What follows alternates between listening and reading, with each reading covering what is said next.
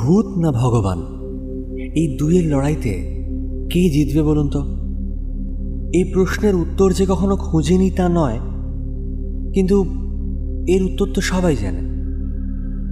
জিতবে ভগবান অবশ্যই। ভূত মানেই তো খারাপ, ইভিল কিছু একটা।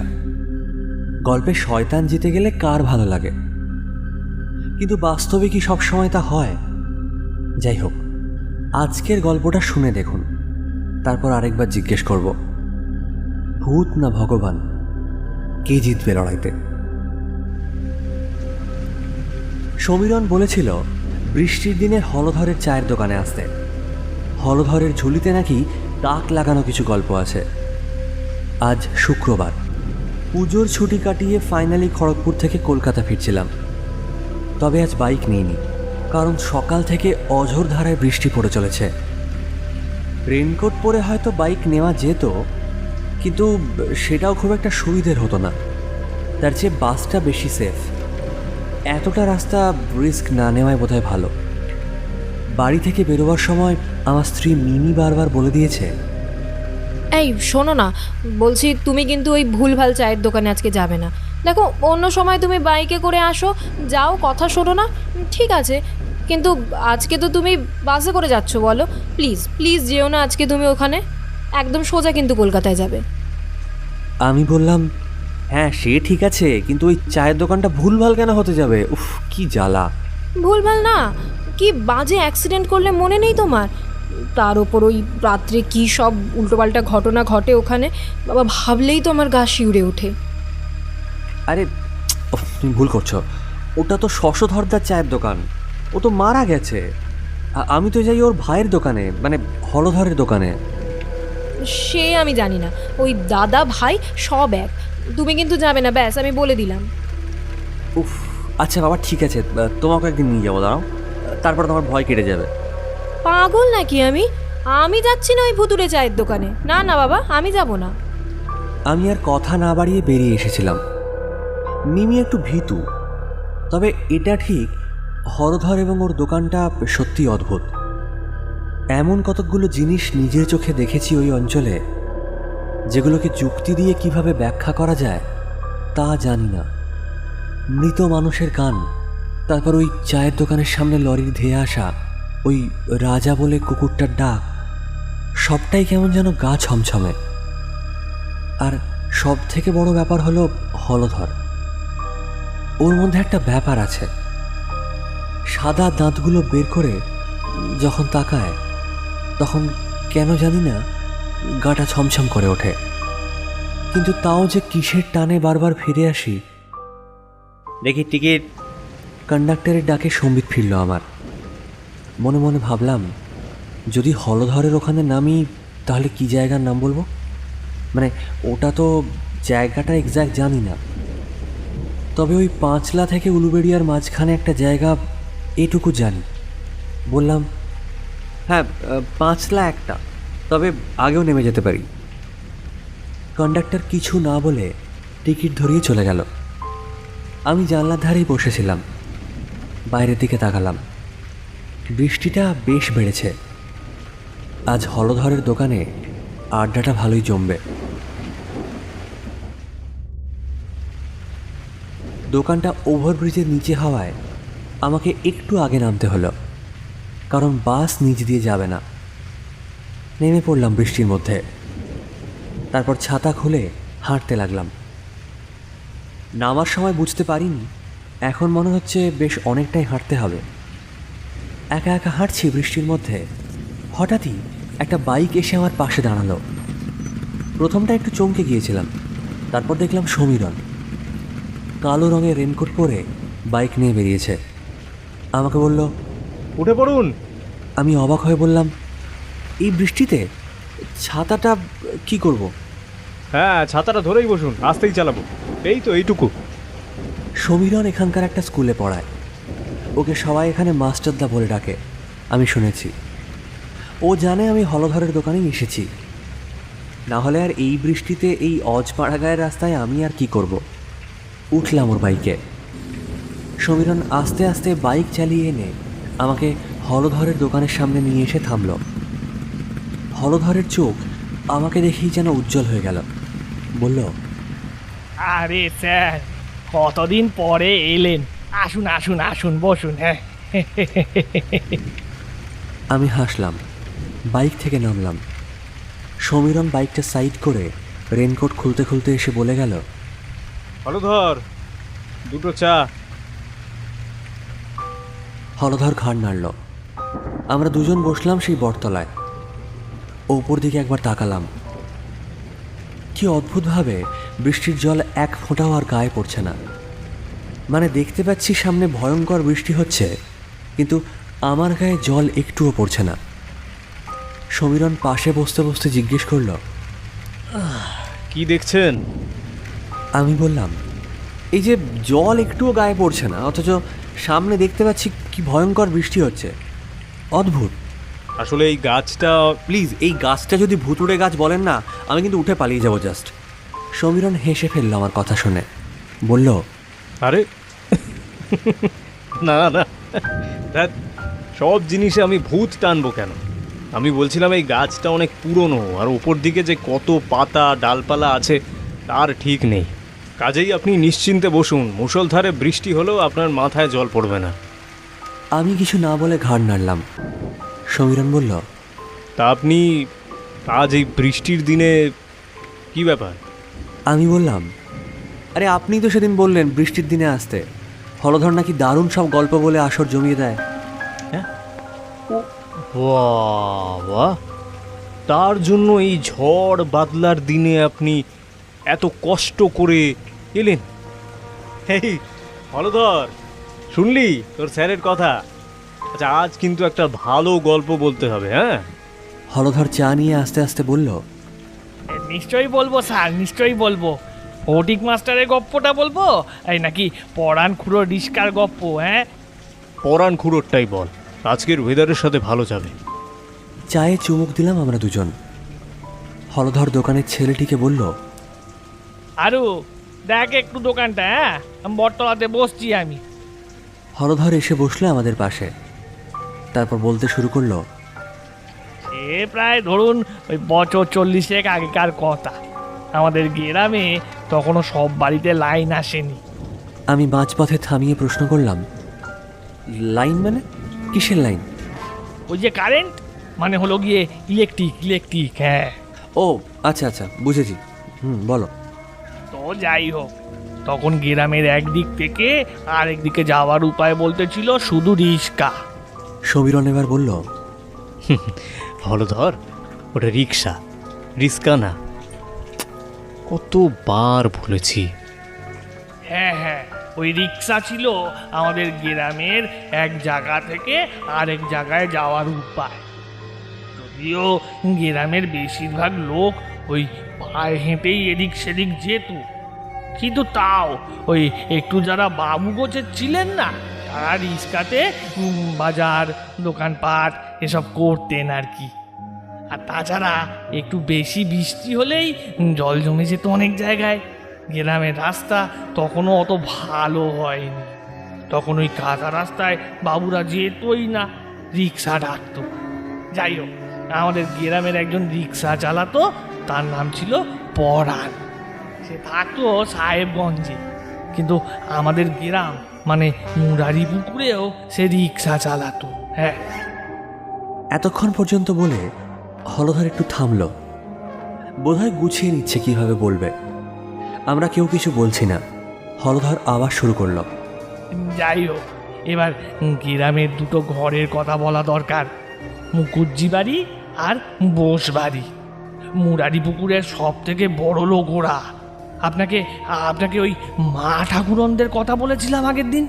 হ্যাঁ, মা ঠাকুরনদের মতোই বড় বাড়ি ওদের, কিন্তু বাড়ির লোকজন ছিল ঠিক উল্টো।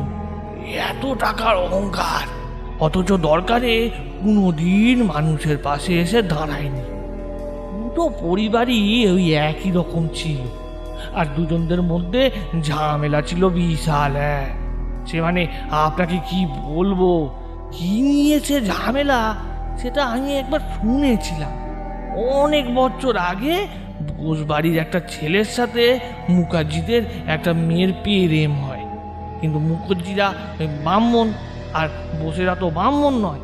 সেই নিয়ে দুই বাড়িতে কি ঝামেলা। গ্রামের দিকে সব খুব মানে তো, বুঝলেন স্যার। আমি বললাম, সে তোমার শহরেও অনেকে মানে এসব, কী আর করবে, নিজের নিজের বিশ্বাস সবার, এটা নিয়ে কথা বাড়িয়ে লাভ নেই, বাদ দাও।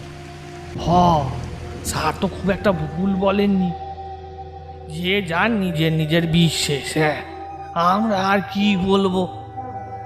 তো যাই হোক, ওই বসেদের ছেলের সাথে তো মুখুজ্জিদের মেয়ের প্রেম হয়। তখন তারা সবে স্কুল পেরিয়ে কলেজে উঠেছে। এই আমাদের উলুবেরিয়ার কাছে একটা কলেজে পড়তো। ওদের স্কুল থেকে প্রেম ছিল, কিন্তু কেউ নাকি জানতো নি। কিন্তু ওই কলেজে ওঠার পর একসাথে যাওয়া আসা বাড়লো, লোকজন দেখলো, ব্যাস দুজনের বাড়িতেই খপর করে দিল। হ্যাঁ, সেই দুই বাড়িতে কি ঝামেলা, খুব বাজে জায়গায় গেল। মুখুজ্জিরা তো বসেদেরকে থ্রেট দিল, বলল আমাদের মেয়ের সাথে যদি তোদের ছেলেকে দেখি তাহলে লাশ ফেলে দেব। এসব অনেক হুমকি টুমকি চললো, বুঝলেন। এসব কিন্তু আমার শোনা কথা, এগুলো আমি পরে দাদার কাছেই শুনেছি। দাদার বন্ধু ছিল ওই বসেদের ছেলেটা, একসাথে স্কুলে পড়েছে। আর ছেলেটা ভালো ছিল জানেন স্যার, আমিও দেখেছি কয়েকবার। মানে ওর বাবা মায়ের মতো ছিল না, আমাদের সাথে খেলতো, ঘুরতো, ঘুড়ি ওড়াতো, আম পাড়তে যেতাম। তো হ্যাঁ, এই যেটা বলছিলাম আর কি, ওরকম হুমকি দেওয়ার পর থেকে ওদের আর একসাথে দেখা যেত না। সবাই ভাবলো ঝামেলার ভয় হয়তো ওরা আর এসব করছে না। তারপর একদিন ওই মুখুজ্জিরা কোথায় যেন গিয়েছিল, দাদা বলেছিল ওই মেয়ের জন্য একটা পাত্র দেখতে গিয়েছিল। মেয়ে যায়নি, বাড়িতেই ছিল। তখন সে আরও বড় হয়েছে, 22 বছর বয়স। সেদিন খুব ঝড় বৃষ্টি হচ্ছিল, বুঝলেন।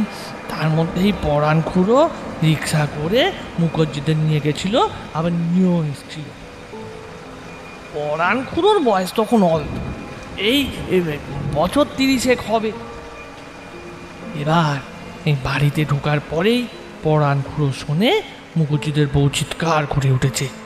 আসলে হয়েছে কি, ওই ছেলে মেয়ে দুটোর প্রেম তখনও ছিল। মা বাবা বাড়িতে নেই দেখে ও একটা বন্ধুকে দিয়ে ছেলেটাকে ডেকে পাঠায়। বাড়িতেই ছিল ওরা, গল্প গুজব করছিল। ভেবেছিল ওই বৃষ্টির মধ্যে মা বাবা আসবে না। কিন্তু এদিকে মুখুজ্জিরা ফিরে এসে দেখে দুজনে ওদের দালানে বসে আছে। মেয়েটি ছেলেটির কাঁধে মাথা রেখে এক মনে বৃষ্টি দেখছে। মায়ের চিৎকারে ছুটে আসে বাবাও। পরাণ খুঁড়ো দরজা থেকে উকি মেরে দেখে ওই কাণ্ড। সে একেবারে যা তা অবস্থা, মা চিৎকার করছে তখন। ছ্যা, বাবার মান সম্মান সব ধুলোয় মিশিয়ে দিতে লজ্জা করলো না? ছি, মুখ পোড়া মেয়ে। মেয়ে তখন বলছে, আমি ওকে ভালোবাসি মা। ছেলেটি মাথা নিচু করে দাঁড়িয়ে আছে, একটা কথাও বলছে না। মা তখন চিৎকার করছে, ভালোবাসি? হ্যাঁ, ভালোবাসি? ছি, ঝ্যাটামারি এমন ভালোবাসার মুখে, অসভ্য বেহায়া মেয়ে কোথাকার। আমি ওকে বিয়ে করতে চাই মা। বিয়ে? ওগো, শুনছো তোমার মেয়ের কথা? বলে কিনা বসেদের ছেলেকে বিয়ে করবে। হ্যাঁ, করব। আমার 22 বছর বয়স হয়ে গেছে। আইনত তুমি আমাকে আটকাতে পারবে না। আমি ওকেই বিয়ে করব। মুখুজ্জি বাবু এতক্ষণ একটা কথাও বলেনি, দেখছিলেন সবটা। এবার উনি ঠান্ডা গলায় বললেন, তাহলে বলছিস তুই আমাদের বারণ শুনবি না? মেয়েটা এবার শক্তভাবে বলল, না, শুনবো না। আমি ওকেই বিয়ে করব। তারপরে ছেলেটার হাত ধরলো শক্ত করে। মুখার্জি বাবু বললেন, ঠিক আছে। ওর মা বলল, ঠিক আছে মানে? কি ঠিক আছে? তুমি এটা মেনে নিচ্ছ? না মেনে উপায় কি? মেয়ে তো বলেই দিয়েছে ওকেই বিয়ে করবে। তা বলে তুমি? আহ, থামো। তারপর ছেলেটার দিকে ফিরে বললেন। তোর নাম কি জানো? ছেলেটি ভয় ভয় বলল, বিতান। মুখুজ্জি বাবু বললেন, আচ্ছা, বিতান, তুই বাড়ি যা, আমরা একটু তন্দ্রার সাথে কথা বলে নিই। বিতান একবার ওই মেয়েটির দিকে তাকালো, তারপর মাথা নিচু করে বেরিয়ে গেল ঘর থেকে। পরাণ খুঁড়ো দেখলেন ছেলেটি রাত্রে বেলা ওই বৃষ্টির মধ্যে হেঁটে হেঁটে বেরিয়ে অন্ধকারে মিলিয়ে গেল। পরাণ খুঁড়ো তখন ওই রিক্সা নিয়ে চলে আসতে যাবে, হঠাৎ পেছন থেকে ডাকলো মুখুজ্জি বাবু, বলল, এই পরাণ, দাঁড়া। আগে বলুন বাবু। চল। এই বৃষ্টিতে? তা এই বৃষ্টিতে কোথায় যাবেন বাবু? চল না বলছি, একটু কাজ আছে। তারপর হাতে ছাতা নিয়ে মুখুজ্জিবাবু রিক্সাতে উঠলেন। পরাণ খুঁড়ো আর কথা না বাড়িয়ে রিক্সা নিয়ে এগিয়ে চলল সামনের দিকে। ওই রাস্তা দিয়ে কিছু দূর গেলেই বাঁদিকে একটা ছোট খাল ছিল। ওখানে গিয়ে অন্ধকারের মধ্যে আপচা দেখা গেল ওই বৃষ্টিতে ভিজতে ভিজতে সেই বিতান ছেলেটি একা একা হেঁটে যাচ্ছে। আর ওই খালপাটটা বেরোলেই ওদের ঘর। মুখুজ্জিবাবু হঠাৎ পরাণ খুঁড়োকে বললেন রিক্সা থাম। পরাণ খুঁড়ো অবাক হয়ে বললেন, এইখানে? হ্যাঁ, থামা। পরাণ খুঁড়ো রিক্সা থামালো। মুখুজ্জিবাবু রিক্সা থেকে নেমে পরাণ খুঁড়োকে বলে গেল, এখানেই থাকবি, আমি আসছি বলে ছাতা মাথায় নিয়ে চলে গেল। পরাণ খুঁড়ো দাঁড়িয়ে রইল সেই বৃষ্টিতে। বৃষ্টি তখন খুব জোরে পড়ছে, কিচ্ছু শোনা যাচ্ছে না। তার মধ্যেই পরাণ খুঁড়ো একবার বোধহয় শুনতে পেলেন মুখুজ্জিবাবুর গলার আওয়াজ, তারপর কয়েকবার জোরে একটা শব্দ, একটা ভারী কিছু দিয়ে নরম কিছুতে মারলে যেরকম আওয়াজ হয় সেরকম। তারপরেই কিছু একটা যেন গড়িয়ে পড়ে গেল খালি। পরাণ খুঁড়োর এবার একটু ভয় করতে লাগলো, কেমন একটা যেন কু ডাকছে মনটা। খানিক পরেই মুখুজ্জিবাবু ফিরে এলেন। তার হাতের বড় ছাতার বাঁটটা বৃষ্টির জলে পরিষ্কার করতে করতে একবার সেদিকে চোখ গেছিল পরাণ খুঁড়োর। ওর যেন মনে হলো লাল কিছু একটা লেগে আছে সেখানে। সেদিন রাতে আর কিছু হয়নি। মুখুজ্জিবাবুকে বাড়িতে পৌঁছে দিয়ে পরাণ খুঁড়ো নিজের বাড়ি চলে যায়। তবে সবটা বোঝা যায় পরের দিন সকালে রিক্সা নিয়ে বেরোনোর পরেই পরাণ খুঁড়ো দেখে যে খাল পাড়ে প্রচুর মানুষের ভিড় জমে গেছে। ওই রিক্সাটা নিয়ে সেদিকে যায়। রিক্সা থামিয়ে এক জায়গায় রেখে ভিড় ঠেলে ওদিকে গিয়ে দেখে খাল পাড়ে কাদার মধ্যে পড়ে আছে একটা মৃতদেহ। সেই কালকের বিতান নামে ছেলেটির মৃতদেহ। সবটা বুঝতে পারে পরাণ খুঁড়ো। এই কারণেই তাহলে কাল রাতে ছাতার বাঁটে ওটা তাহলে রক্ত ছিল। একটু পরেই উনি দেখলেন দৌড়াতে দৌড়াতে এলো বসেদের বউ। হাউ হাউ করে চিৎকার কান্নাকাটি করতে করতে সে ওই কাদার মধ্যেই নেমে যায়। পেছন পেছন নেমে যায় বোস বাবু। আর দেখতে পারেনি পরাণ খুঁড়ো, সরে গেল ওদিক থেকে। তার মাথার মধ্যে তখন কত কি চলছে। পুলিশ যদি জানতে পারে, যদি তাকে ধরে নিয়ে যায়, তাহলে নিজের রিক্সার কাছে গিয়ে দাঁড়াতেই উনি শুনলেন কারো একটা গলা। এই পরাণ। চমকে তাকাতেই দেখলো মুখুজ্জিবাবু, তার হাতে কালকে সেই ছাতা। মুখুজ্জিবাবু বললেন, ওই খাল পাড়ে এত ভিড় কিসের রে? পরাণ খুঁড়ো কাঁপা কাঁপা গলায় বলল, আগে জানি না বাবু। মুখুজ্জিবাবু রিক্সায় উঠতে উঠতে বললেন, থাক, না জানাই ভালো। বুঝলি পরাণ, নে চল একটু বাজারে যাই, একটু মাংস খেতে ইচ্ছে করছে। পরাণ খুঁড়ো কথা না বাড়িয়ে রিক্সা নিয়ে গেল বাজারে। আমি এই সময় বলে উঠলাম, কিন্তু আপনাদের পরাণ খুঁড়ো পুলিশের কাছে গেল না কেন? সমীরণ বলল, গল্প এখনো শেষ হয়নি। আমি বললাম, আচ্ছা আচ্ছা বেশ। তারপর কি হলো?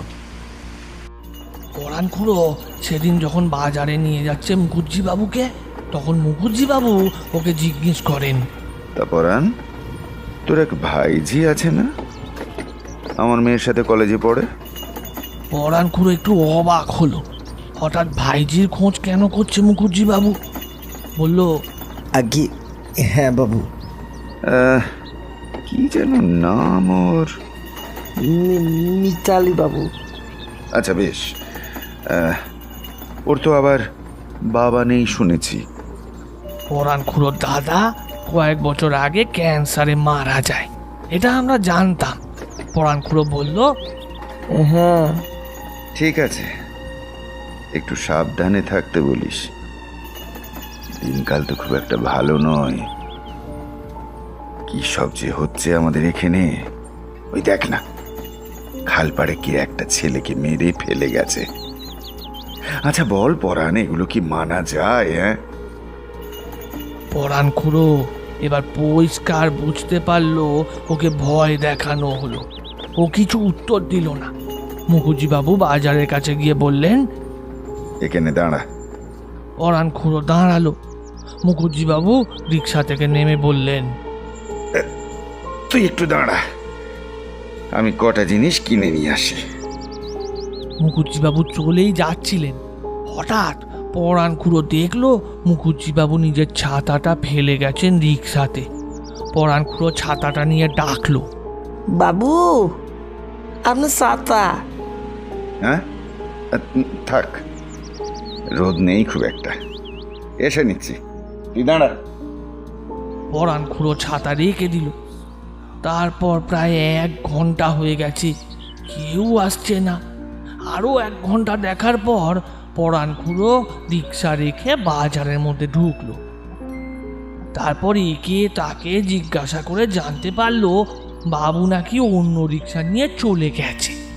পরাণ খুঁড়ো কিছু বুঝতে না পেরে ছাতাটা ফেরত দেওয়ার জন্য যখন ওই মুখুজ্জিদের বাড়িতে গেল, তখন প্রায় দুপুর হয়ে এসেছে। গিয়ে দেখে আর এক কাণ্ড, ঘরে কেউ নেই, ঘর চাবি। মাথা মুন্ডু কিছু বুঝতে না পেরে পরাণ খুঁড়ো চলে গেল নিজের বাড়িতে। ছোট একটা কুঁড়ে ঘর ওর, পাশের ঘরেই ওর ভাইজি মিতালি আর বৌদি থাকে। বৌদি রান্না করে দুপুরে ওর ঘরে খাবার চাপা দিয়ে রেখে যেত। আজকেও ঘরে ফিরে চান টান করে সে সবে খেতে বসেছে, হঠাৎ শোনে বাইরে অনেক পায়ের আওয়াজ, কেউ একটা ডাকছে। পরাণ, এই পরাণ, পরাণ কই রে? পরাণ খুঁড়ো খাবার ফেলে বেরিয়ে এলো বাইরে। এসে দেখলো থানার বড়বাবু নিজে এসেছে। ও বলল, কি কি ব্যাপার স্যার? বড়বাবু বললেন, হ্যাঁ, বলছি একটু থানায় যেতে হবে রে তোকে। এখনই? এখনই চল, চল চল চল।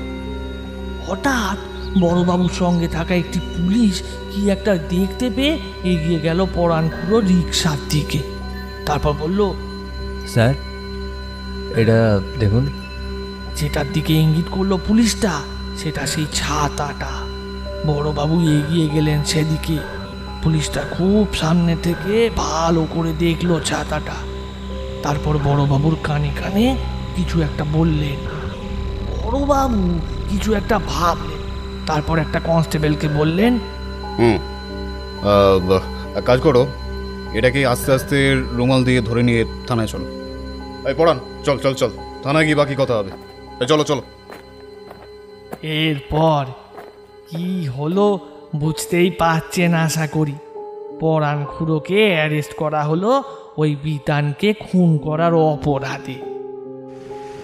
আমি বললাম, মানে পরাণ সবটা বলেনি পুলিশকে? না, বলেনি। বলেনি তার কারণ ও ভয় পাচ্ছিল। ও যদি সব পুলিশকে বলে তারপর পুলিশ ওর কথায় যদি বিশ্বাস না করে বা ও যদি ছাড়াই না পায়, তাহলে মুখার্জি বাবু ওর ভাইজিকেও... তাই বলে ও কিচ্ছু বললো না, মেনে নিল সব? না, ও বলেছিল যে ও খুন করেনি। তখন ওকে জিজ্ঞেস করা হয় যে এই ছাতাটা ওর গাড়িতেই কি করে এলো, এতে ওর আঙুলের ছাপ পাওয়া গেল কি করে। সেটার কোনো উত্তর ও বেচারা ঠিক করে দিতে পারেনি, আর পুলিশও কেস ক্লোজ করার জন্য ব্যাপারটা নিয়ে আর অনুসন্ধান করেনি। তাই বলে একজন নিরপরাধ মানুষ... কোন দেশে বাস করছেন স্যার? এরকম কেস ভুরি ভুরি আছে, পেপারে পড়েননি? আমি এর উত্তর দিতে পারলাম না। বললাম, তারপর কি হলো? সেই সময় আমাদের গ্রামে তো হইচই পড়ে গেছিল এই ঘটনাটা নিয়ে। কোর্টে মামলা উঠলো। বোসবাড়ির যে লোকটি বিতানের বাবা ছিল, সে যদিও বুঝতে পেরেছিল যে পরাণখুড়ো কিছু করেনি, ওই মুখুজ্জি বাবুই যা করার করেছে, কিন্তু কোনো প্রমাণ নেই। বিচারে জজ সাহেব পরাণখুড়োর যাবজ্জীবন দেয়। বোসবাবু নাকি প্রতিজ্ঞা করেছিলেন এর প্রতিশোধ নেবেন। এর কয়েকদিন পর মুখুজ্জি বাবুও নিজের মেয়ের বিয়ে দিয়ে এলেন অন্য জায়গায়, এই আমাদের পাশের গ্রাম সাহেবগঞ্জে ব্যানার্জি বাড়িতে। এরপর প্রায় বছর 25-30 কাটলো। জানেন স্যার, আমার দাদা তখন মারা গেছে। আমি সবে সবে এই চা দোকানটা খুলেছি। সেই সময় মাঝে মাঝেই বিকেলে 2টি ছেলে মেয়ে আসতো আমার দোকানে। এদিকেই কোনো গ্রামের ছেলেই হবে, কাদের তা আমি জানতাম না। এসে বলতো, হলদর কাকু চা দাও। ওরা ওই ওই উলুবেরিয়া কলেজেই পড়তো। পরে শুনেছিলাম আমি চা দিতাম। ওরা এই বটতলাতে বসেই চা খেত, বিস্কুট খেত, ওই ওই জিরে দেওয়া একটা বিস্কুট খেত। দুজনে একটু গল্প করতো চা খেতে খেতে, তারপর চলে যেত। আজকাল এরকম কত ছেলে মেয়েই আসে, তবে এরা একদম নিয়মিত আসতো। জানেন স্যার, কাদের ছেলে অত আমি জানতুম না, তবে ওদের ভাব ছিল খুব। চোখ দেখলেই বোঝা যেত। নতুন নতুন প্রেম হলে ওই যা হয় আর কি। আমার দোকানে অনেক লোক টোক থাকতো, একটু বাঁকা চোখে দেখতো, কিন্তু ওসব আমি পাত্তা দিতাম না। একদিন দেখি ছেলেটা আর মেয়েটা চা খেতে খেতে গল্প করছে। হঠাৎ ছেলেটা কাকে একটা দেখতে পেয়ে পরিমরি করে আমার দোকানের পেছনে দৌড়ে এসে লুকোলো। আমি একটু চমকে গেছিলাম। তারপরেই ভাবলাম বাচ্চা ছেলে বাবা কিংবা মাকে দেখে হয়তো লুকোচ্ছে। দেখলাম দূর থেকে ওই রাস্তার ওদিক থেকে একটা টোটো এসে চলে গেল মুরারি পুকুরের দিকে। একটা কেউ ছিল টোটোতে, ধুতি পাঞ্জাবি পরে। তখন ঠিক ঠাউর করতে পারিনি, মেয়েটা নিজের জায়গা থেকে নড়েনি। টোটোটা চলে যাওয়ার পরেই মেয়েটা বলল, চলে গেছে, বেরিয়ে আয়। ছেলেটা ভয় ভয় বেরিয়ে এলো। তারপর মেয়েটাকে বলল, তোর কি ভয় ডর লাগে না প্রদীপদা? মেয়েটা বটতলা থেকে উঠে আমার হাতে 4-10 টাকা দিতে দিতে বলল, ধুর, আমার কেন ভয় লাগবে? আমার দাদু যদি জানতে পারে না যে আমি প্রেম করছি, তাহলে একেবারে... তো কি করবে? জানিস না তুই, বড্ড ভয় করে আমার। ধুর, ভয় পাস না। কি আর করবে? একটু বকবে বা বোঝাবে। দাদুরও ওই রকমই হয়। সেই রে, তোর যে কি করে এত সাহস আমি বুঝি না বাবা। তোকে বুঝতে হবে না, চল বাড়ি যাই। এসব বলতে বলতেই ওরা সেদিনও চলে গেল চা খেয়ে। এরপরও প্রায় ধরুন ওই মাসখানে কাটলো। ওরা মাঝে মাঝে আসতো, গল্প করতো নিজেরাই বটতলায় বসে, তারপর চলে যেত। একদিন দেখলাম ওরা দুজনে হনহন করে হেঁটে আসছে দোকানের দিকে। মেয়েটা একটু আগে আগে হাঁটছে, ছেলেটা ওকে কিছু বোঝানোর চেষ্টা করছে। আমার দোকানের সামনে এসে মেয়েটা রাগি রাগি গলায় বলল, হলধর কাকু, 1 কাপ চা দাও। আমি অবাক হয়ে বললুম, 1 কাপ? ছেলেটা বলল, না না, 2 কাপই দাও। তারপর মেয়েটাকে বলল, তুই আমার কথাটা বুঝছিস না কেন? কেউ একজন আমার দাদুকে বলেছে আমাদের কথা, যে আমরা এখানে বসে চা খাই। দাদু যদি চলে আসে? আসুক দেখি, অনেক দিন ধরে তোর এই দাদুর গল্প শুনছি। আসতে দে তো, আমিও কথা বলি আজ। যেখানে বাঘের ভয় সেখানেই সন্ধে হয় যাকে বলে না, অবিত হওয়া সেদিন সেই একটা টোটো দূর থেকে দেখা গেল। ওরা তখন নিজেদের মধ্যে ঝগড়ায় মত্ত। টোটোটা সেদিন ওই মুরারি পুকুরের দিকে না গিয়ে এসে থামলো আমার দোকানের সামনে। ধুতি পাঞ্জাবি পরা সেই লোকটা নামলো টোটো থেকে। তখনই আমি চিনতে পারলাম লোকটাকে। আরে ইনি তো সেই মুখুজ্জি বাবু। ছেলেটি এতক্ষণে দেখতে পেয়েছে তাকে, আর দেখতে পেয়েই তার মুখের যে কি অবস্থা হলো সে আর কি বলবো স্যার। আমি তখন বুঝলাম এই মুখার্জি বাবুই তাহলে এই ছেলেটির দাদু, মানে মায়ের বাবা। সেই জন্যই এত ভয় পায় ও দাদুকে। মুখুজ্জি বাবু এসে গম্ভীরভাবে ডাকলেন ছেলেটিকে। অনন্ত, এই মেয়ে ছেলেটাকে? ও ও আমার বন্ধু দাদু, আমার সাথে কলেজে পড়ে। বন্ধু? তা কি নাম রে তোর? প্রদীপ্তা। কাদের মেয়ে তুই? আমি আমার বাবা মায়ের মেয়ে। কেন বলুন তো? না না, আমি জিজ্ঞেস করছি তোর বাবার নাম কি? আমার বাবার নাম বিমলেন্দু। বিমলেন্দু কি? কি মানে? মানে পদবী কি? কেন? আমার বাবার পদবি জেনে আপনি কি করবেন? কথাটা বলার সাথে সাথেই ছেলেটি এবার চাপা গলায় বলল, কি করছিস তুই? বলে দে না পদবিটা। মুখুজ্জি বাবু বললেন, বড়দের সাথে কিভাবে কথা বলতে হয় সেটাও জানো না দেখছি। আপনি মানুষের সাথে কিভাবে কথা বলতে হয় সেটা জানেন? ছেলেটি এই সময় ফস করে বলে বসলো, চক্রবর্তী। ওর নাম প্রদীপ্তা চক্রবর্তী। মুখুজ্জি বাবুর মুখের কঠিন ভাবটা সঙ্গে সঙ্গে পাল্টে গেল। তিনি বললেন, ও আচ্ছা আচ্ছা আচ্ছা, ভালো ভালো। তা একদিন ওকে ডাকো বাড়িতে। হ্যাঁ হ্যাঁ দাদু, ডাকবো। হ্যাঁ, আজকেই চলে আয় মামা বাড়িতে। তোর দিদা আর আমি একাই থাকি, কেউ এলে ভালো লাগে। তোর মাকে আমি ফোন করে দিচ্ছি। আজ? দাদু আজ তো মানে কাল কলেজ আছে আসলে। দূর, একদিন কলেজ বন্ধ হলে কিচ্ছু হবে না, চলে আয়। মা, তুই আসিস কেমন? মেয়েটা কোনো উত্তর দিল না। মুখুজ্জি বাবু আর কথা না বাড়িয়ে চলে গেলেন টোটোতে করে। আমি এতক্ষণ চাটা দিই। মুখুজ্জি বাবু চলে যাওয়ার পর চাটা দিলাম ওদেরকে। মেয়েটি বটতলায় বসলো, ছেলেটিও বসলো পাশে। বলল, তুই কি যাবি? মেয়েটি চায় চুমুক দিয়ে জিজ্ঞেস করলো, তুই মিথ্যে বললি কেন? বাদ দে না, তুই তুই যাবি কিনা বল না। দাদু ডাকলো আমাদের।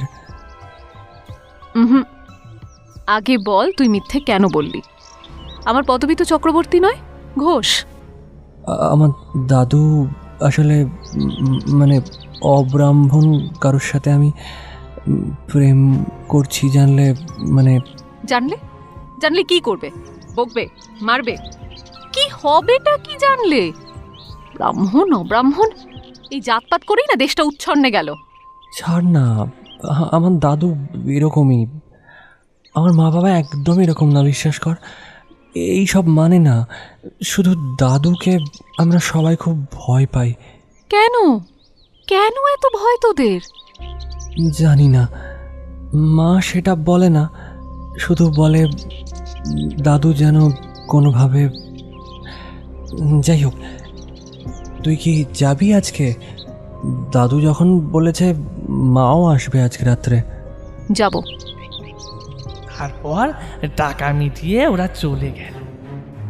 এর পরের ঘটনা আমার শোনা, যেভাবে আমি শুনেছি সেভাবেই বলছি। এরপর সেদিন রাত্রেবেলা ওই মেয়েটি মানে প্রদীপ্তা যায় মুরারি পুকুরের মুখুজ্জিদের বাড়িতে। আর ওই ছেলেটির মাও আসে সাহেবগঞ্জ থেকে। আসলে মুকুজ্জি বাবুর কথা ফেলার সাহস ওই বাড়ির কারুরই নেই। খাবার টেবিলে বসে সব কথাবার্তা হচ্ছিল। মুকুজ্জি বাবু প্রদীপটাকে জিজ্ঞেস করলেন, তুমি কি অন্তুর সাথেই পড়ো? হ্যাঁ। বিএ অনার্স শেষ হয়ে যাবে তো সামনের বছর। তারপর বিয়ের কথা কি ভেবেছ? ভাবিনি। কেন, অন্তু ভেবেছে নাকি? অন্তুর তো কম বয়স, ওর তো দেরি আছে ভাবতে। না না দাদু, আমি আর অন্তু একই বয়সী, দুজনেরই 21 বছর।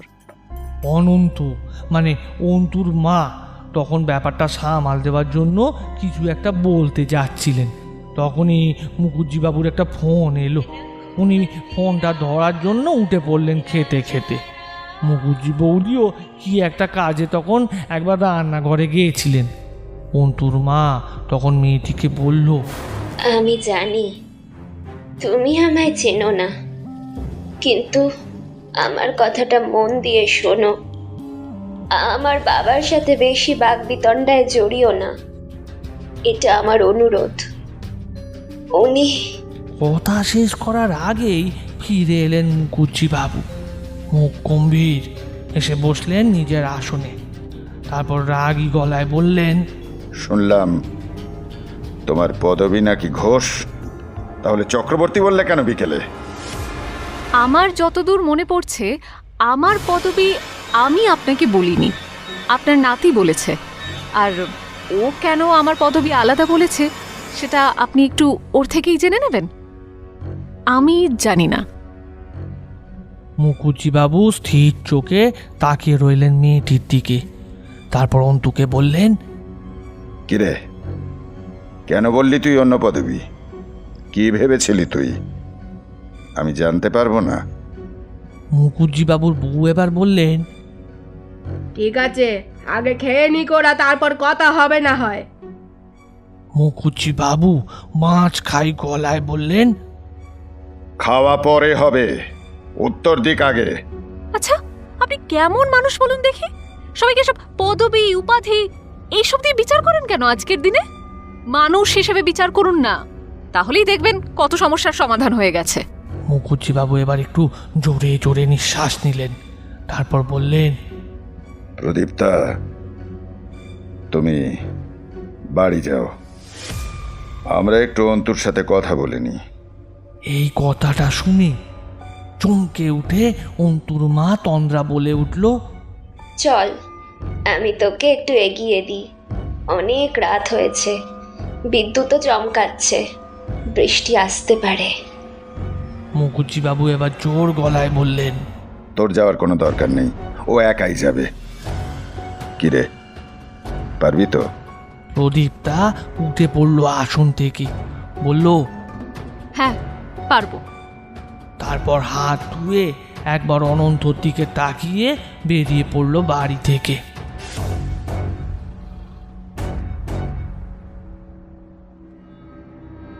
শুনছেন পরাণ খুড়োর রিক্সা অবলম্বনে আবার হলধরের চায়ের আসর। এতক্ষণ পর্যন্ত যখন শ্রোতা হিসেবে আপনাকে পেয়েছি, তার মানে ধরে নেওয়া যেতে পারে যে গল্পটা আপনার ভালো লেগেছে। কাজেই গল্পে যদি একটা লাইক এবং কাহনে একটা সাবস্ক্রাইব করেন, তাহলে আরও বেশি মানুষের কাছে পৌঁছে যেতে পারি আমরা। স্যার, আপনার হয়তো মনে আছে, ওদের বাড়িটা থেকে কিছু দূর গেলেই একটা খাল পাড়ের রাস্তা রয়েছে। সেখানে পৌঁছানোর পরেই বৃষ্টি শুরু হলো হঠাৎ করেই। প্রদীপটা একা একাই ফিরছিল ছাতা নিয়ে। হঠাৎ ওর যেন মনে হলো কি একটা ওর পেছন পেছন আসছে। পায়ের শব্দটা বেশ স্পষ্ট আসছিল এই বৃষ্টির মধ্যে। প্রদীপটা দাঁড়িয়ে পড়ল, অন্ধকারের মধ্যে কাউকে দেখতে পেল না। ভয়ে যে ওর খুব পাচ্ছিল তা কিন্তু নয়, কিন্তু খুব জানতে ইচ্ছে করছিল এই অজপাড়া গায়ের রাস্তায় এই বৃষ্টিতে কোন পাগল বেরিয়েছে। ওখান থেকে ওর বাড়িতে যেতে ওই মিনিট 15 লাগে। ও যখন রাত্রে বাড়ি পৌঁছলো তখন বাজে 9টা। বৃষ্টি তখনও পড়ছিল। এর পরের দিন সকাল থেকে আবার বৃষ্টি। কিছু একটা নিম্নচাপ হয়েছিল। প্রদীপটা কলেজে গিয়ে দেখলো অন্তু আসেনি। এখন তো স্যার ওই ফোনের যুগ। ও কাল রাতে ফিরে রাগ করে ফোন অফ করে দিয়েছিল। সকালে উঠেও দেখে কোনো ফোন নেই, মেসেজ নেই। তাতে একটু অবাক হয় ও। তবে কলেজে গিয়ে যখন দেখলো অন্তু আসেনি, তখনও নিজেই ফোন করলো ওকে। অন্তু নাকি ফোন কেটে দেয় ওর, আবার করে, মেসেজ করে, কিন্তু অন্তু কোনো কথার উত্তর দেয় না। কলেজের পর ও তারপর নিজেই যায় অন্তুর বাড়ি। বৃষ্টি তখনও হচ্ছে। অন্তু বোধহয় জানলা দিয়ে ওকে দেখতে পায়, বুঝলেন স্যার। সাথে সাথে নেমে আসে। ও দরজা ধাক্কা দিতে যাবে, তখনই অন্তু নেমে এসে ওকে বলল, কি ব্যাপার, তুই তুই কেন এসেছিস? তোমার ফোন ধরিসনি কেন? কাল অত রাত্রে আমি বাড়ি ফিরলাম কিনা সেটাও তো একবার খোঁজ নিতে পারতিস। আমার পক্ষে তোর সাথে সম্পর্ক রাখা সম্ভব না। মানে? মানে আমি আর পারবো না। আরে কেন পারবি না সেটা তো বল। আমার বাড়িতে সমস্যা, আমি পারবো না। কি সমস্যা বাড়িতে? আমি ঘোষ আর তুই মুখার্জি। ব্যানার্জি। ওই হলো, তা বুঝলাম। এত ভীতু তুই, আমি ভাবতেও পারিনি রে। শোন, যেটা করছি তোর ভালোর জন্যই করছি। থাক, অনেক ভালো দেখে নিয়েছি। কিসের এত ভয় বুঝি না বাবা। মা বলেছে দাদু সব পারে। তোর ভালো যদি চাই তাহলে যেন আমি সরে আসি। আরে ধুর বাবা, কি পারে তোর দাদু? কথাটা বলার পরেই একটা মাছ খাই গলার আওয়াজ শোনা গেল। অন্ত, এই অনন্ত, কোথায় তুই? সাথে সাথে চমকে গিয়ে অন্তু বলল, তুই তুই চলে যা। মানে আমি কেন যাব? কথা বলছি তো। না না, কথা আমি পরে ফোনে কথা বলে নেব তোর সাথে। তুই যা এখন, প্লিজ তুই যা। এই থাম তো, অনেক হয়েছে ভীতুপনা। কিসের এত? কথা শেষ হওয়ার আগেই দরজা দিয়ে বাইরে বেরিয়ে এলেন মুখুজ্জি বাবু। ওকে দেখে বললেন, একই, তুমি এখানে? কিরে অন্তু, তোর সাথে কাল কি কথা হলো? প্রদীপটা বলল, ওর সাথে আপনার কি কথা হয়েছে আমি জানি না, তবে ও তো একজন প্রাপ্তবয়স্ক, সুতরাং ওর সিদ্ধান্তে আপনি হস্তক্ষেপ করতে পারেন না।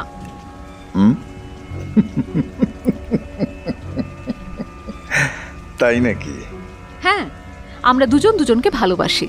ভবিষ্যতে কি হবে জানি না, এখন ভালোবাসি। তাই আমরা কি করব না করব সেটা আমাদের ওপরেই ছেড়ে দিন।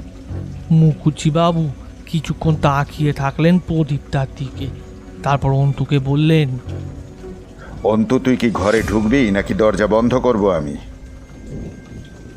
অন্তু আর কথা না বলে চুপচাপ ঘরে ঢুকে গেল। মুখুজ্জি বাবুও ঘরে ঢুকে দরজা বন্ধ করে দিলেন। প্রদীপটা আর অপেক্ষা করলো না। ছাতা না খুলেই বৃষ্টির মধ্যে হন হন করে হেঁটে চলে গেল সেখান থেকে। তখন অন্ধকার নেমে গিয়েছে।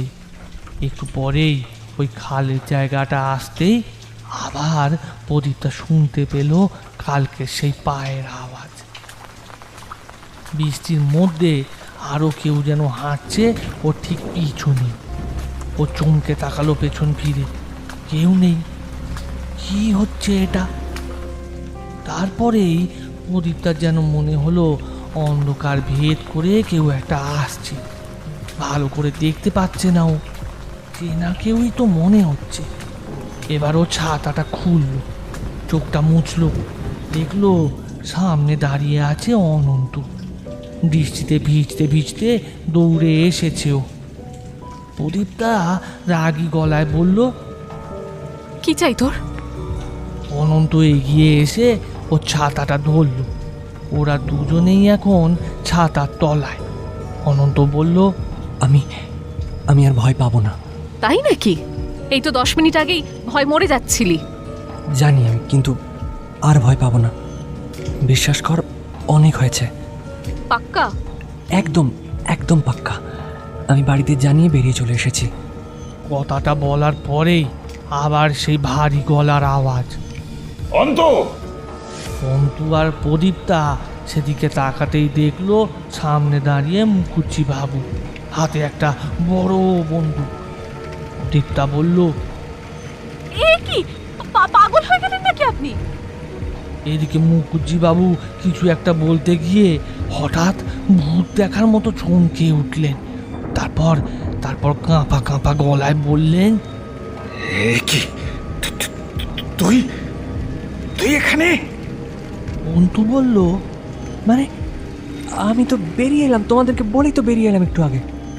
মুকুজ্জি বাবুর মুখ ভয়ে সাদা হয়ে গেছে, কারণ তিনি তখন প্রদীপটার সামনে অন্তুকে দেখছেন না, তিনি দেখছেন বিতানকে। 30 বছর আগে যে ছেলেটিকে তিনি এই খালের ধারে ছাতার বাঁট দিয়ে মেরে খুন করে ফেলে দিয়েছিলেন খালের মধ্যে। কপালের একদিক থেকে রক্ত গড়িয়ে পড়ছে, মুকুজ্জিবাবুর হাতের বন্দুকটা কাঁপছে, কিন্তু তিনি সেটা নামালেন না। কাঁপা কাঁপা গলায় বললেন, এসব কি? তুই তো তুই তো হঠাৎ সে বলে উঠল, আমি তো কি আমি মরে গেছি? তাহলে আপনি আমাকে দেখতে পাচ্ছেন কি করে? আমি আমি আমি কিন্তু গুলি করে দেবো, শেষ করে দেবো। প্রদীপটা তখন চিৎকার করছে, আপনি নিজের নাতিকে গুলি করে মারবেন? এতটা খারাপ মানুষ আপনি? কিন্তু প্রদীপটার চিৎকার চাপা পড়ে গেল বিতানের কথায়। সে বলল, আমাকে গুলি করবেন নাকি? করুন না, করুন করুন।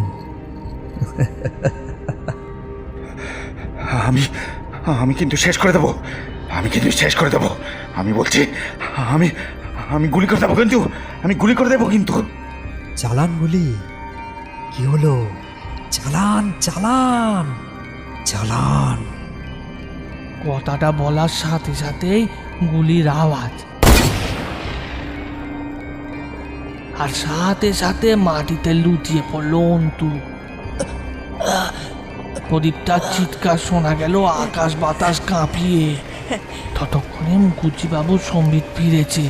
তিনি তখন দেখতে পেয়েছেন তারই গুলির আঘাতে মাটিতে লুটিয়ে পড়েছে তার নিজের নাতি অন্তু। তার হাত থেকে বন্দুকটা পড়ে গেল। তিনি দৌড়ে আসছিলেন ওদের দিকে। প্রদীপটা চিৎকার করে বলল, এক পাও এগোবেন না, এক পাও এগোবেন না আপনি। আপনি একটা খুনি। আমি পুলিশকে। কথা জড়িয়ে যাচ্ছিল মুকুজ্জি বাবুর। আমি প্রদীপটা ততক্ষণে আত্মচিৎকার করে কাঁদতে শুরু করেছে আর বলছে,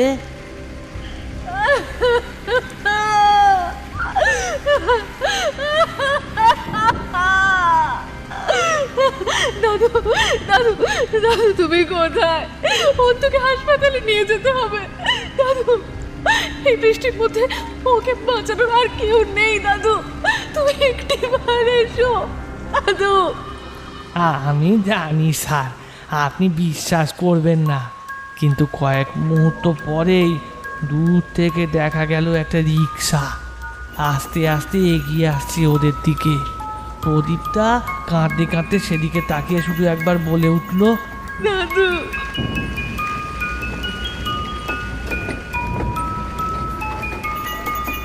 আমি বললাম, ওর দাদু তাহলে? পরাণ খুড়ো ওরফে পরাণ মাইতি, তার ভাইঝি মিতালি মাইতি। বিয়ের পর পদবী পাল্টে ঘোষ। তার মেয়ে প্রদীপ্তা ঘোষ হলো গিয়ে এই প্রদীপ্তা। উনি তো জেলে ছিলেন, মানে যাবজ্জীবন হয়েছিল বললেন যে? হয়েছিল। হলধর প্রত্যেকবার গল্প বলার সময় এই পার্টটা বাদ দিয়ে দেয়। পরাণ খুড়ো আসলে জেলের মধ্যেই সুইসাইড করে। প্রদীপ্তার বয়স তখন 5 বছর। মাঝে মাঝেই জেলে যেত দাদুর সাথে দেখা করতে। তারপর হঠাৎ করেই পরাণ খুড়ো একদিন আত্মহত্যা করে। কিন্তু প্রদীপ্তা ছোটবেলা থেকেই বলতো ও নাকি দাদুকে দেখতে পায়। দাদু ও দাদু, তোমাকে আর কেউ দেখতে পায় না কেন? নিজে নিজেই নিজেদের বাড়ির বাইরে ওই রিক্সাটায় বসে কার সাথে যেন কথা বলে। সবাই বলে তুমি নাকি নেই, কিন্তু আমি তো তোমাকে রোজ দেখতে পাই। তখন ওর বয়স অত কম, সবাই ভাবতো এমনি হয়তো নিজে নিজেই দাদুকে কল্পনা করে তার সাথে কথা বলে। কি বলছো? কাউকে বলবো না যে তুমি আমার সাথে কথা বলো? আচ্ছা বলবো না, কিন্তু আমি ডাকলে তুমি আসবে তো দাদু? বড় হওয়ার পর যে কোনো কারণেই হোক সবার সামনে কখনো করতো না, তবে মাঝে মাঝেই কথায় কথায় আমার দাদু এই, আমার দাদু ওই সেরকম বলতো। কেউ অত গুরুত্ব দিত না। সেদিন তারপর কি হলো? ওই ভুতুরে রিক্সায় করে কয়েক সেকেন্ডে ওরা পৌঁছে যায় বম্বে রোডের সামনে একটা সরকারি হাসপাতালে। সাথে সাথে ওকে ভর্তি করা হয় ওখানে। ও বেঁচে যায় সে যাত্রায়। গুলি ওর কাঁধের নিচে লেগেছিল শুনেছিলাম। আর ওই মুখার্জিবাবুর কি হলো? প্রদীপদা গিয়ে থানায় জানায় সব, ওনাকে অ্যারেস্ট করা হয়। তার পরের খবর জানি না আমরা। হরধর হেসে বলল, মজার ব্যাপার কি জানেন স্যার, এখনো ওরা আমার দোকানে আসে মাঝে মাঝেই চা খেতে। আর ওরা যখন চলে যায় তখনও ওদের ঠিক পেছনে শোনা যায় একটা রিক্সার আওয়াজ। হাতে টানা রিক্সার যেমন ঘন্টা বাজে না, ঠিক সেরকম। পরাণ পুরো বুঝিয়ে দেন উনি সব দেখছেন। হরধর গল্প শেষ করল, উঠে গেল দোকানে। বৃষ্টি তখন অনেকটা কমে এসেছে। আবারও একটা অদ্ভুত গল্প, সে বিষয়ে কোনো সন্দেহ নেই। বিশ্বাস করব কিনা ভাবছিলাম, আগেও যা সব দেখেছি, কাজেই এখন না বিশ্বাস করার কোনো কারণ নেই। আমার হঠাৎ একটা ব্যাপার মনে পড়াতে আমি সমীরণকে বললাম, আচ্ছা ওই প্রেতচক্রের ব্যাপারটা কি? সাহেবগঞ্জের কি একটা প্রেতচক্রের কথা শুনেছিলাম সেবার। উফ, আপনি এখন ওই প্রেতচক্র নিয়ে পড়ে আছেন? দাঁড়ান দাঁড়ান, পরে একদিন সেই গল্প বলবে হলধর। আপাতত ওদিকে দেখুন একবার। বলেই হঠাৎ সমীরণ আমাকে খোঁচা দিল। বললাম, কি? ও চাপা গলায় বলল, ওই যে দেখুন না ওদিকে। দেখলাম একটা ছেলে আর মেয়ে, বছর 30 বয়স হবে, হলধরের দোকানে এসেছে। এসে মেয়েটি বলল, হলধর কাকু 2 কাপ চা। আমি বললাম, এরা? প্রদীপদা আর অনন্ত বিয়ে করেছে আগের বছর, এখানেই থাকে। আমি দেখছিলাম ওদের, আলাদা করে দেখার মতো কিছু নেই দুজনের মধ্যে। খুব সাধারণ, আমাদেরই মতো। অথচ কত অসাধারণ একটা লড়াইয়ের পর আজকে এই জায়গায় একসাথে এসেছে, সেটাই ভাবছিলাম। কিছুক্ষণ পরেই চা খেয়ে চলে গেল ওরা দুজন। আমি ওদের চলে যাওয়া দেখছিলাম। ঠিক সেই সময় কানে এলো একটা শব্দ, খুব আস্তে আস্তে শোনা যাচ্ছে, হাতে টানা রিক্সার একটা শব্দ। ঠিক যেন ওদের পেছনে পেছনে চলেছে এই রিক্সা, কিন্তু তাকে দেখা যাচ্ছে না। নাই যাক, এই গল্পে ভূত ভগবান কে জিতল জানি না, তবে ভালোবাসা জিতে গেল এটুকু তো বলাই যায়।